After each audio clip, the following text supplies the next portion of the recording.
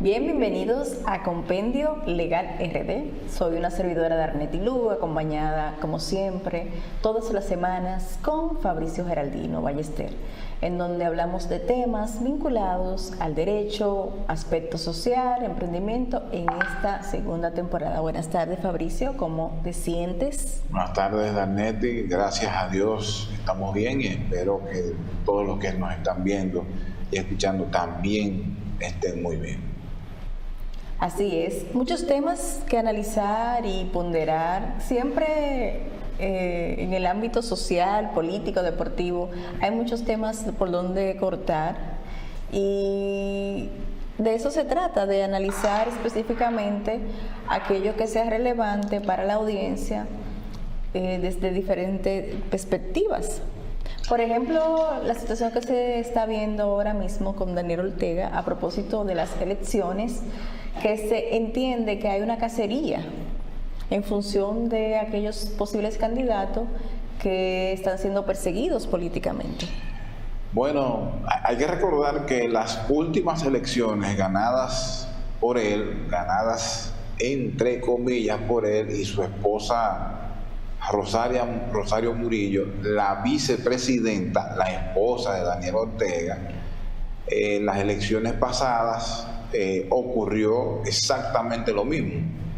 Ellos primero habían violentado la Constitución de Nicaragua, se habilitaron constitucionalmente para en el caso de él, para volver a la presidencia de Nicaragua, y en el caso de ella, esposa de él, poder inscribirse como candidata a la vicepresidencia. Pero además de eso, fueron sacando del camino a los candidatos y candidatas de oposición bajo todo tipo de subterfugios legales y administrativos. Al final de la jornada fueron a unas elecciones prácticamente sin ningún tipo de oposición, y lo que está ocurriendo en este momento es básicamente lo mismo.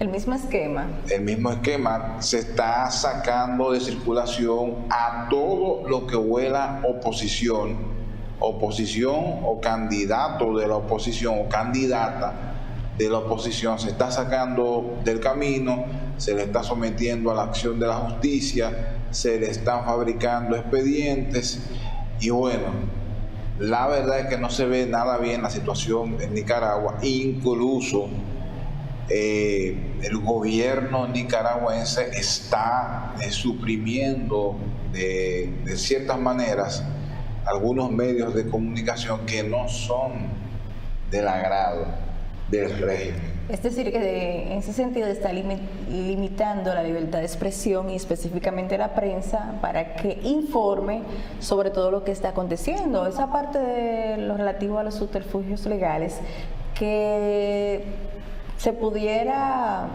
analizar de diferentes perspectivas, si realmente la instrumentación de esos casos son viables, si realmente han cometido algún tipo de ilícito o de acción irregular, porque, como tú bien mencionas, buscan debilitar a la oposición para que en la contienda no tengan prácticamente contrincante para poder ganar y se pueda repetir la historia nuevamente dentro de ese supuesto aparente entramado.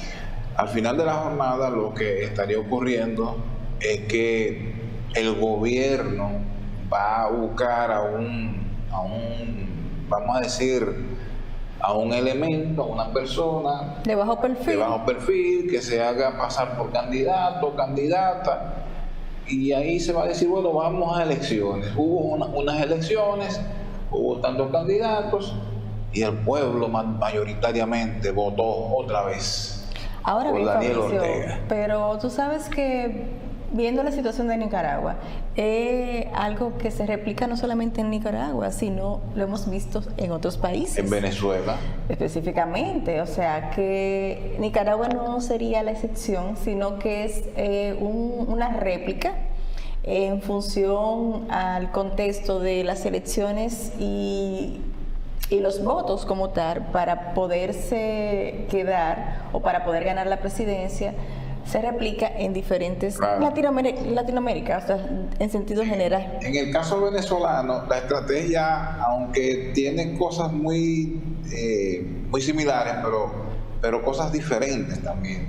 Por ejemplo, en Venezuela una parte de la estrategia ha sido dividir a los partidos o a los movimientos o grupos de oposición, al mismo tiempo de callar a los medios de comunicación que no son afines al régimen. Yo recuerdo que hace un tiempo se asfixió económicamente a uno de los principales medios escritos de Venezuela, y se les asfixió por no poderle permitir la adquisición de las materias primas para realizar los impresos. Entonces era un medio impreso fuerte, y por ese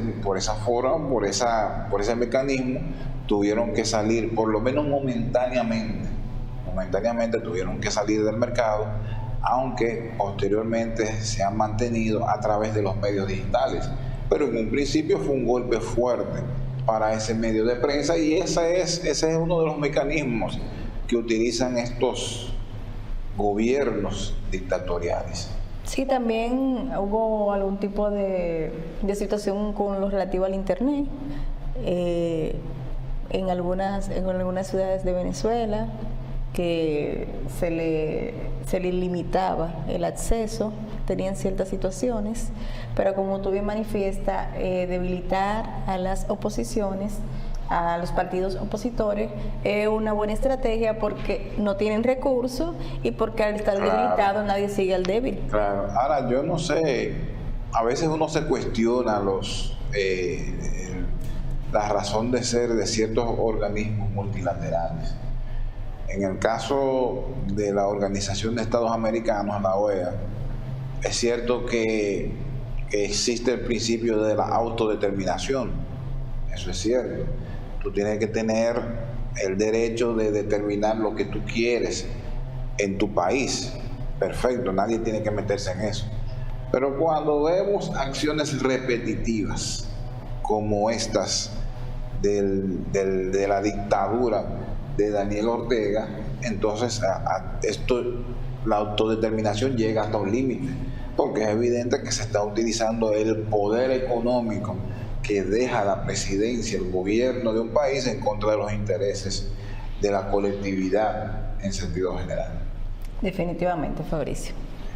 Pero bueno, vamos a ver lo que va a pasar, al menos que haya alguna revuelta popular. Dios no lo quiera, porque eso incluye pérdidas de vidas humanas, pero si no es así, entonces estaremos viendo una repetición de la dupla Daniel Ortega y Rosario Murillo. Así es, nos vamos a una pequeña pausa y en breve continuamos con el contenido de Compendio Legal RD.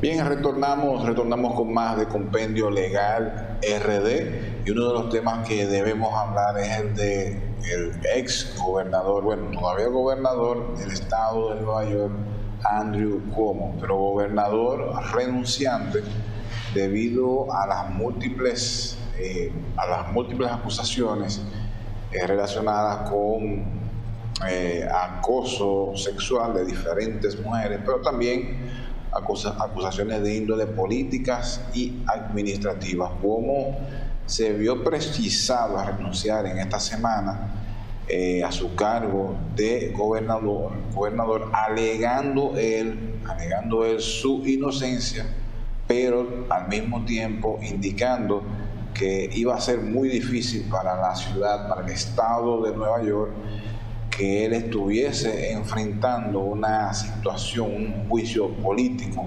estando en el cargo. Según él, por eso decidió renunciar, aunque sí admitió que posiblemente algunas de sus acciones se hayan mal interpretado, como es el caso por el tema de las supuestas acusaciones de acoso sexual. Tú sabes, Fabricio, que ese es un tema muy delicado, lo relativo, y más en el ámbito político, que es liderado por hombres, en donde, en este caso, la mujer que quiere pertenecer a la política se ve en situaciones un poquito engorrosas o difíciles por estar dentro de un mundo o dentro de un parámetro de hombres. Entonces, la parte del acoso es un hecho muy repudiable, específicamente porque no solamente se habla del acoso moral, sino también de mala conducta, y eso abre una caja de Pandora, específicamente de quiénes fueron acosadas, cómo fue el hecho, cuáles fueron los patrones que se evidenciaron en esa relación o ese intento de acoso. Entonces, como tú bien manifiestas, renuncia, siéndole efectiva para unos días, a pesar de que se busca o se siguen las investigaciones al juicio político, pero también hay otros temas que son muy delicados, no solamente del acoso, sino también de irregularidades en el uso indebido de los recursos, que eso es un delito. Eso se considera un fraude, ¿me entiendes? Y específicamente en la época del COVID, donde involucra a personas vulnerables y envejecientes. Entonces, esto es una situación muy delicada y ha caído muy mal, no solamente en la ciudad de Nueva York, sino a nivel internacional, porque él tenía muy buena proyección. Sin embargo, esto, específicamente con estas acciones, lo socava. Definitivamente, esto lo pone fuera del mapa, porque cuando se habla de situaciones de mujeres que se evidencia algún tipo de vulnerabilidad, de acoso, de maltrato sexual, todo eso, es algo que no es difícil de olvidar. Más fácil pudiese olvidarse lo otro, pero cuando se involucra a mujeres, eso es muy difícil de olvidar. Y si te fijas que otros casos de otros políticos que se vieron evidenciados o se vieron, por ejemplo, como el caso de Bill Clinton, que tuvo una relación, eso casi le hace perder su presidencia. Bueno, es así, aunque tampoco hay que olvidar el tema político en este asunto.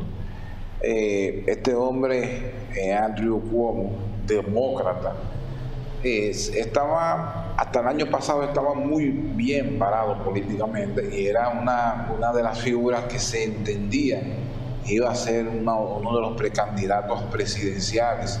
Era una de las figuras más potables en hasta lo que ocurrió en el día de hoy, o por lo menos a partir de la renuncia. Exactamente. Entonces yo no descarto que haya algún tipo de componente político en este asunto, independientemente de su culpabilidad o no en relación a cada uno de estos temas. Pero la realidad es que independientemente de que sea culpable o no, ya su carrera política se puede decir que está destruida. Dentro de las investigaciones, alegadamente, él arrojó más de 11 mujeres. Decían que tenía un comportamiento tóxico y un comportamiento de acoso. Entonces, estamos hablando de un número importante. Sí, pero eso no es un referente. Igualmente, han habido otros casos en donde múltiples mujeres han salido diciendo o haciendo acusaciones que en la práctica no se han podido demostrar o comprobar. ¿Entiendes tú que es un entramado? No, yo no entiendo nada. Yo pienso que pudiese ser, no lo descartaría por el momento en el que se hacen estas acusaciones. Ya para el 2024, tú no ves a un candidato demócrata, bueno, al menos que sea el propio Biden, que tendría 84 años de edad, pero después de ahí tú no ves un candidato demócrata que sea lo suficientemente fuerte para retener la silla. Entonces, bueno, la gobernadora dijo que ella tenía intenciones. ¿Pero la gobernadora de dónde? O sea, la gobernadora de Nueva York, la que va a sustituir. Bueno, ella se va a convertir en la primera mujer en ser gobernadora del estado de Nueva York. Pero es lo que te digo, yo no dudo absolutamente nada. No dudo ni que él haya cometido esos hechos, ni que no lo haya cometido, ni no dudo de que sea un entramado político, ni que no lo sea. No dudo nada, porque todo en esa esfera es posible. Sí, ciertamente, todo puede pasar, pero lo que me llama la atención es que como él renuncia y dice que tuvo un tipo de comportamiento que pudiese ser malinterpretado, ¿qué se entiende por eso? Bueno, o sea, que pues tuvo un comportamiento errático, que tuvo algún acercamiento con una dama y lo interpretaron mal, que los supuestos recursos que dicen que alegadamente hubo irregularidades, entendía que no debieron manejarse así. Pueden ser muchas cosas, pero fíjate, hoy día, si tú le abres la puerta a una mujer, eso es machismo. Te acusan de machismo. Si tú haces cosas de galantería que antes hacías, te van a acusar de machismo. Entonces yo puedo llegar hoy y decirte, hola mi amor. Ah, no, espérate, tú me estás acosando. Eso es acoso, porque yo no te he dado la libertad de decirme mi amor. Entonces son muchas cosas. Sí, pero se supone que en la política hay un comportamiento políticamente correcto, ¿verdad que sí? El de mi amor no debería primar en ese tipo de formalidades y relaciones. Bueno, es posible, pero cuando tú ves una conducta que en principio es inofensiva, tú la vas a repetir. Yo no sé si ese es el caso de este señor. Sí, puede ser que... Por eso ni lo juzgo ni lo condeno. No, las investigaciones fueron suspendidas, no sé si más adelante van a seguir investigando, pero ya el hecho de renunciar, él de su parte, comienzan muchas inquietudes en torno a su renuncia. Bueno, pueden ser especulaciones, pero realmente al renunciar vienen muchas cuestionantes. Si realmente ocurrió o no, si fue un patrón realmente que existió con esas 11 mujeres o no. Él parece que está apostando a salir bien de este juicio político y a partir de ahí entonces tener una especie de contraataque político. Parece ser. Él sabe que enfrentar esta situación estando en el poder, su imagen se desgasta muchísimo más. En 3 días. Exactamente. Porque con la presión de la prensa, que tú sabes que es muy aguerrida en Estados Unidos, y específicamente de si realmente se comprueba que fue así, de las mujeres maltratadas también, eso cae mal y se vuelve un efecto negativo para su imagen. Claro que sí, y para la misma ciudad de Nueva York, para el mismo estado de Nueva York, que tendría que sufrir los embates de toda esta situación, porque mientras ocurre este juicio político, una serie de facultades que tiene el gobernador no pudiesen ser ejecutados, y eso incluye la erogación de fondos públicos.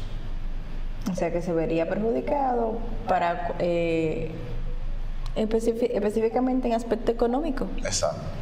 Bueno, vamos a ver en qué continúa, cuáles son los siguientes pasos y las noticias en torno a este caso. Vamos a ver. Nos vamos a otra pausa. Vamos a la pausa. Nos vamos a una pausa y en breve continuamos con el contenido de Compendio Legal.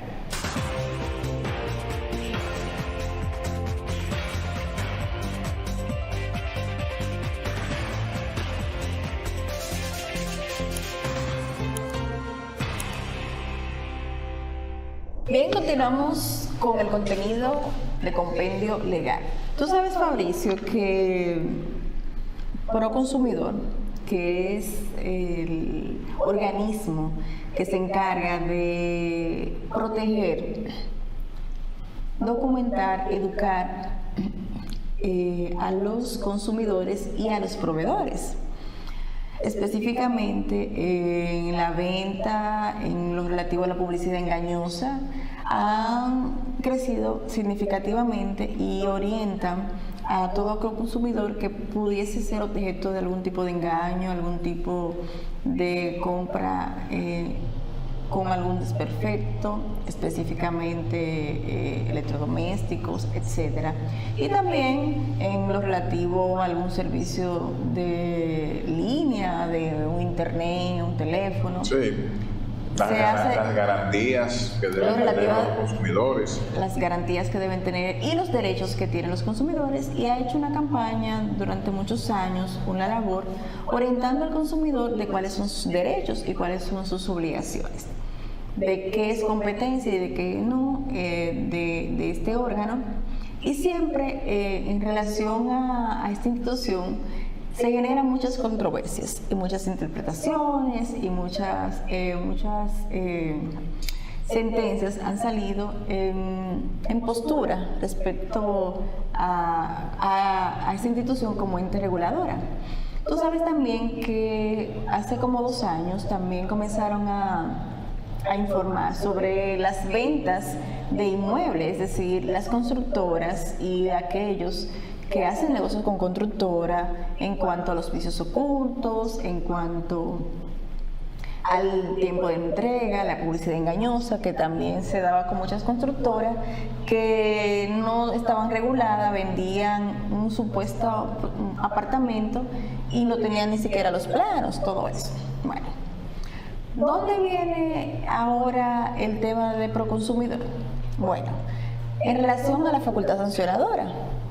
Tú sabes que está la ley 358-05 que tiene una serie de prerrogativas, tiene una serie de normativas, principios rectores por los cuales se rige Proconsumidor. Dentro de esa esfera, la Suprema Corte de Justicia, específicamente la tercera sala, dice que que Proconsumidor no tiene facultad sancionadora, que eso solo debe otorgar la ley. Es decir, no puede haber sanción sin una ley previa. Claro. Eso es una máxima jurídica, no específicamente en el caso de Proconsumidor, sino es una máxima jurídica que tú no puedes imponer una sanción si no hay una ley previa que lo regule o que lo indique, porque podría estar no conforme con la Constitución. Claro que sí. Y como tú dices, lo que ha hecho en este caso la tercera sala de la Suprema Corte de Justicia es refrendar un criterio que desde hace años ha tenido en relación a la no facultad sancionadora de Proconsumidor. Pero además de esto, es importante destacar que esta dirección ejecutiva de Proconsumidor no solamente se está dedicando a establecer una facultad sancionadora que es cuestionable, sino que también se ha erigido como una especie de entidad reguladora de precios, que si usted lo ve en el sentido estricto de la palabra, eso hasta a usted le gustaría, a cualquiera, para evitar la especulación, para evitar ciertos abusos. Pero en una economía de libre mercado como es esta, constitucionalmente hablando, eso es otro elemento de superposición, vamos a decir, que está tomando el Proconsumidor en esta gestión. El Proconsumidor no tiene ni la facultad sancionadora ni la facultad de regular precios. Sí puede regular la forma en cómo se ofrecen los servicios y los productos a los consumidores. Y que realmente se le cumpla con lo que se le vendió en el tiempo de la garantía, el consentimiento de que realmente lo que le vendieron, ¿cómo se llama? Que tengan las instrucciones, si está en inglés, que tengan en español. Exacto. Que, por ejemplo, si haya una queja, que puedan hacerlo mediante el libro de visitas, si pueden reportar una denuncia, si quieren solicitar una inspección, en caso de una compra de un apartamento que entiendan que no va conforme a lo que le hayan ofertado, todo ese tipo de cosas. Pero en función a esto, se ponen de manifiesto dos principios, que es el de la legalidad, el principio de la legalidad que se vería afectado, y lo de la competencia, como tú bien manifiestas. En este caso, Proconsumidor, su fin, su objetivo es la protección de los consumidores como tal. Ahora bien, pudiese más adelante entonces convertirse en un instituto o un órgano que también regule los precios, pero eso atentaría contra la economía. Claro. Porque, por ejemplo, si yo exporto, a lo mejor yo como proveedor tengo un precio que me pone, con el que yo hago la negociación, pero a lo mejor otro tiene otro, o sea, tiene otro precio. Claro. Además, en una economía tan errática como la nuestra. Y tan informal. Exactamente, y con obstáculos que no se ven a simple vista. Muchísimas trabas. Tú tienes muchísimos costos fijos que son ocultos. Entonces, ¿cómo tú vas a determinar eso? Entonces, es una reverenda barbaridad que Proconsumidor se pretende erigir como una especie de organismo regulador de precios. Y esa no es una señal buena. Donde hay organismos reguladores de precios, son en países que tienen una tendencia comunista, por lo regular. Vemos a Venezuela, ni hablar de Cuba, vemos a Bolivia, o sea, por lo regular. Entonces, con esto no decimos que no se tenga que tener previsiones al respecto. Claro que sí, el gobierno, en este caso el gobierno dominicano, puede implementar múltiples medidas, como el de las importaciones masivas.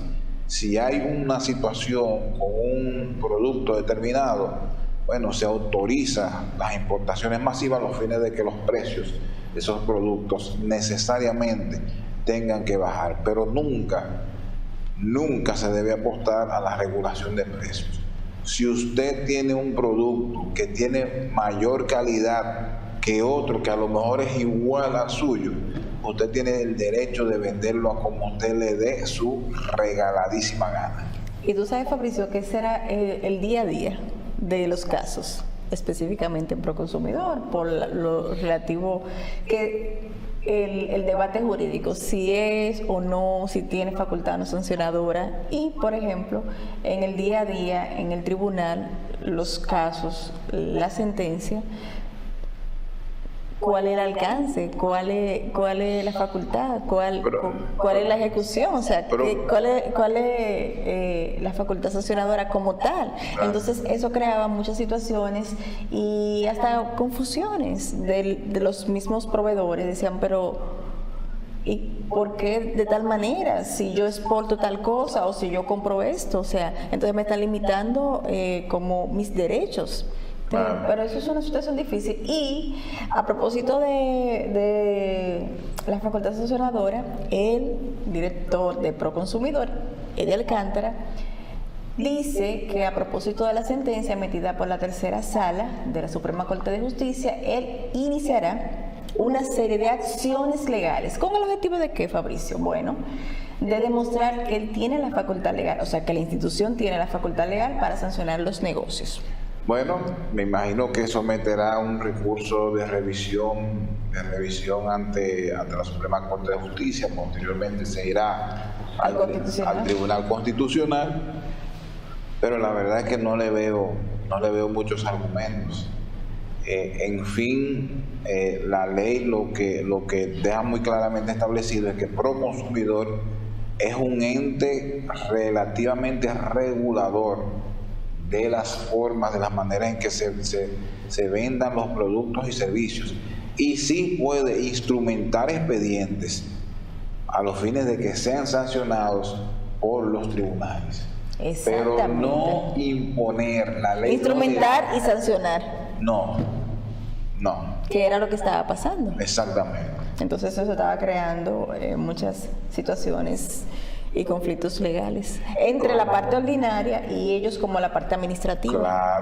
Claro. Y con peor aún, con el hecho de que aquí tenemos más del 96% de empresas que son micro, pequeñas o medianas, enfrentándose a una entidad del Estado que de por sí ya tiene un prejuicio en contra tuya. Sí, porque es Proconsumidor. Exactamente. Entonces, Proconsumidor no tiene esa facultad sancionadora. Sí puede someterte a la acción de la justicia como proveedor, eso sí, pero no tiene la facultad de sancionar. Bueno, vamos a ver los próximos pasos del director de Proconsumidor, a ver si solicita la revisión ante la Suprema Corte de Justicia y cualquier otra reunión o propuesta de mesa técnica que él también manifestó para ver cuáles son los próximos acontecimientos en torno a esta resolución, a esta sentencia. Vamos a ver. Bueno, Fabricio, hemos llegado al final del programa. Así es. Darnet y Lugo. Recuerden seguirnos a través de nuestras redes sociales, Darnet y Lugo, Fabricio Geraldino 193, para que puedan